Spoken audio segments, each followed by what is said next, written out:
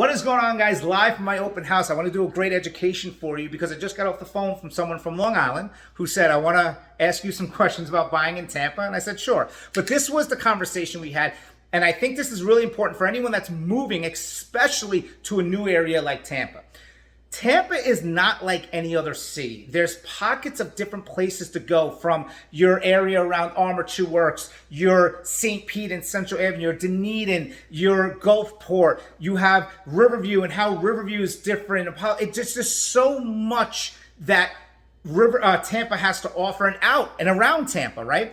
And it's like, for instance, I lived everywhere in Tampa. I was in Carrollwood, Lutz, Brandon, Ybor, Rocky Point, Seminole, Riverview, and Brandon. I lived in a bunch of different places, and I got to experience what Tampa had to offer, and I seen the growth. And obviously with my food blog and fun blog, I really know a lot about Tampa. It's really important to, first off, work with someone that understands the difference in all the different areas in Tampa.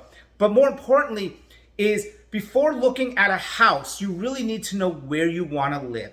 Because Tampa is such a different world, it is confusing. I mean, there's certain cities that you have a main street and maybe a warehouse district or a downtown and this. But Tampa does have a downtown, and it does have this, and it does have this, and it has 100 beaches, and it has all this. So it is overwhelming. But what you need to do, first and foremost, I think, is get on a Zoom call and show the different areas, right? Maybe give the person different topics to look up. Oh, look up Dunedin, look up this, look up this, look up this, look at this. And then find out what's more important.